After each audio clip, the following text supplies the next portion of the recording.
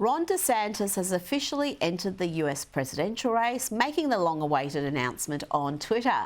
The analysis on the Trump v DeSantis battle has been coming in thick and fast, and among the most astute commentary was from a regular on this show, US political expert Josh Hammer, who wrote a piece in Newsweek titled "The Case for Ron DeSantis," in which he says the 2024 Republican presidential primary is shaping up to become a grand battle royale between an eccentric, larger-than-life baby boomer who obsesses over relitigating the last election and is constantly distracted by self-imposed wounds and personal grievances, and on the other hand, an extremely disciplined, mission-orientated Gen X conservative who single-handedly made the nation's largest swing state ruby red and has overseen the implementation of the most transformative right-wing agenda in modern American history.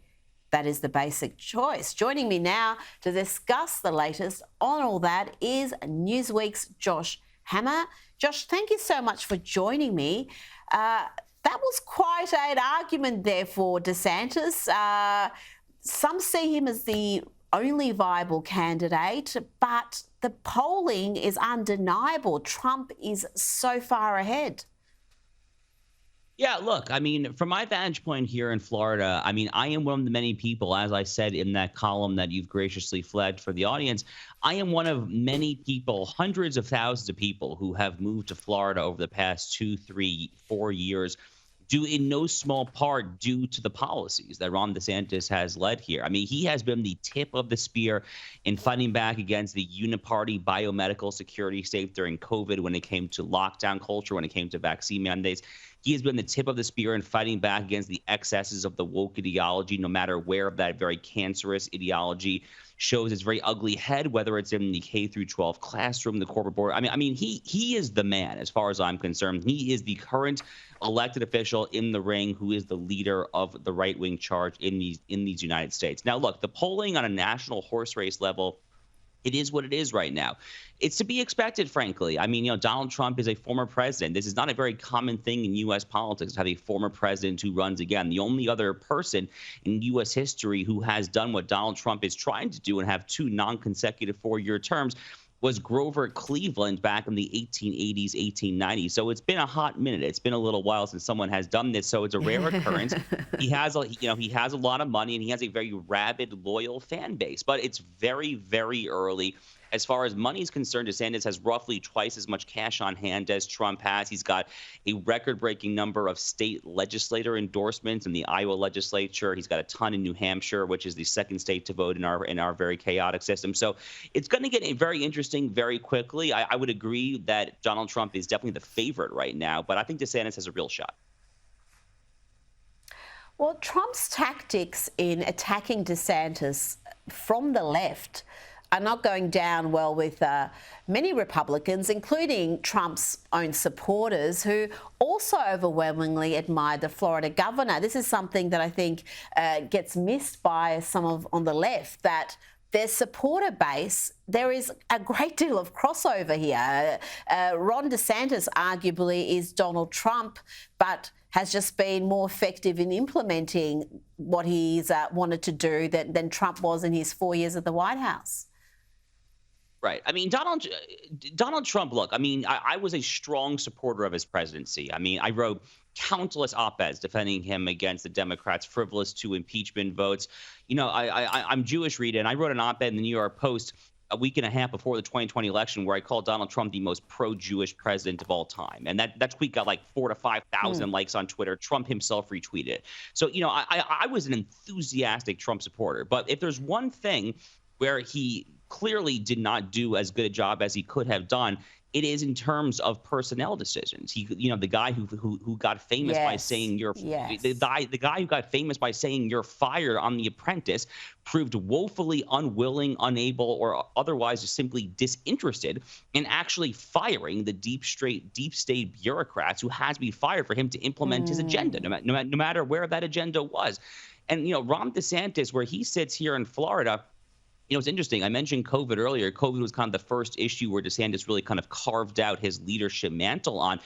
when he was putting the policies in place here in Florida that flied in the face of Anthony Fauci, frankly, flied in the face of then President Donald Trump early in the pandemic as well, DeSantis was making those decisions based on his own reading of the medical literature. It wasn't coming from his advisors. It wasn't coming from lobbyists or anything. I know this for a fact. He was the guy who was reading the footnotes in these heavily kind of peer-reviewed studies, arriving at his own conclusions, and he was vindicated. So he is a very smart man. He is deeply cerebral, and he gets in the weeds when it comes to policy. You know, it's kind of funny. After his Twitter Spaces back and forth last week, you know, he had a long, about a half-hour interview with Trey Gowdy, a host on Fox News here in the U.S., and after that interview, you know, my fiance looked at me and she was like, wow, it's kind of crazy to hear a candidate like really talking about the issues. I mean, it's kind of a marked contrast, frankly, to both President Joe Biden and to a perhaps slightly lesser extent former President Trump as well.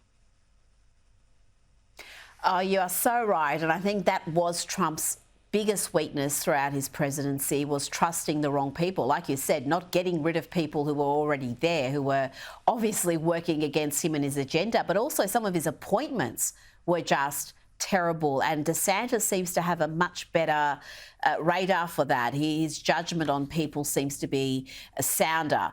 Now, I want to touch on the debt ceiling deal, which has been reached between Joe Biden and Republican House Speaker Kevin McCarthy. They now face the task of selling this bill to lawmakers. What's your take on this, Josh? Did McCarthy crumble? Will the deal get through? Seems like a very bad deal to me. I mean, I have not had the time yet to kind of, you know, go through it with a fine-tooth comb, but based on the headlines, based on the articles that I have read thus far, I mean, it's basically the equivalent. I mean, if you're a train that is about to go off a cliff at 125 miles per hour, you've maybe slowed the train down to 120 miles per hour. I mean, the structural issues are not even remotely close to touched here. You know, the one thing that Kevin McCarthy is kind of going around saying, I mean, you know, I think Saturday evening here in the U.S., he had a big call with the House Republican Conference. And, you know, his line is that we got work requirements in place for SNAP, food stamps, other kinds of welfare. And that's great. I support work requirements for welfare, at least when it comes to kind of these sprawling, very old sclerotic welfare programs that the federal government tends to dole out. That's definitely a win. But, you know, I mean, talk about slowing the pace of spending by like 1%. I mean, look, if you are at all concerned with spending, then this is simply not a win for you. You know, Ron DeSantis, to his credit, kind of came out this morning here in the U.S. in a Memorial Day interview, and he basically said the same thing. He said that this country's careening into bankruptcy, and this deal simply does not make a dent in kind of carving the U.S.'s way out of this self-imposed debt morass that we are currently in, right? So the deal could have been a heck of a lot better. I mean, the one thing that really kind of sticks in my craw, Rita, is that in past debt ceiling fights, when you have Republicans typically in the House kind of going against a Democratic White House, I'm thinking back to kind of the Obama era. Most of the time, the public opinion tends to be on the side of the Democratic president, and they would blame House Republicans for a debt default. Here is the interesting thing, though. The public opinion, as my friend Eric Erickson, who's a Georgia-based radio host here in the U.S., he has flagged on his Substack very reliable, trustworthy polls that show that the public opinion this time is actually in Republicans' camp, and that the American people say that if America were to, you know, have to shut down agencies, if God forbid there were an actual default, it's actually Joe Biden and Democrats who would get blamed. So that's a total switch of the normal script. And it leads me to believe that McCarthy should have been much more convicted and much more confident in pushing a harder bargain than it appears that he was able to achieve. Absolutely. He appears to hold all the cards, so I don't know why he wouldn't press home that advantage. Now, finally, let's talk about the great state of Texas. Ken Paxton, the Attorney General of Texas, has become the first official in that state to be impeached in 50 years. He has slammed the impeachment as illegal, unfounded and unethical. Josh, how do you see this unfolding? What options are now open to Paxton? And how do we have so many rhinos in Texas, of all places? So, I mentioned I live in Florida now, but I lived for 4 years in the great state of Texas. In fact, over my right shoulder, right there on my wall, is actually my Texas bar license. So, I'm very familiar with Mm. Ken Paxton. I'm very familiar with all of the Republicans in the Texas House who are kind of causing these shenanigans. Look, Ken Paxton is a polarizing figure even within Texas Republican, Texas conservative circles because he has been under investigation for securities fraud, for various other things. But here's the key point, Rita. Here is the key point. Last year, Ken Paxton had a serious primary challenge in the Republican primary for Texas Attorney General from George P. Bush, the presumptive heir of the Bush family. Paxton won that primary, I think, Mm. by 38 points. And then he crushed to a massive Ouch. double-digit general election, re-election campaign last November. So Texas voters have seen what the Texas House is putting on offer here in their articles of impeachment. And Texas voters have wisely, in my opinion, said, we want Ken Paxton to stay there.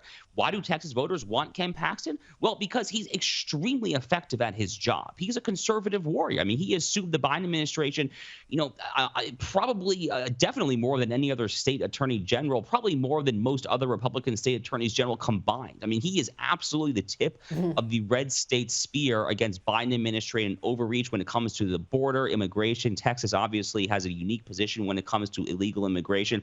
So Ken Paxton is extremely effective, and that makes him an enemy not merely of the Democratic Party, but also of Chamber of Commerce kind of limp of feet Republicans who apparently control the Texas State House right now. So look, he needs 2/3 to come out against him in the state Senate to convict him. Probably not going to happen. It's worth pointing out that his wife is actually a Texas state senator. So you have to presume that she's been able to make a lot of alliances there in the state Senate. She'll probably have a lot of Republican allies that don't want to cross her too badly there. So I think it'll probably fail. He'll probably be okay. But we should call this what it is. This is an attempted coup by rhinos in the Texas State House. And I don't use that term loosely, but Mm. how else can you describe what is currently going on there? Again, they have not presented any new information. This is all information that was known to the voters when they chose Paxton over George P. Bush in the Republican primary and then chose him in the general election by a massive margin. I believe a winning margin that was very similar, if not perhaps even bigger than Greg Abbott's winning margin in the gubernatorial race. It was big.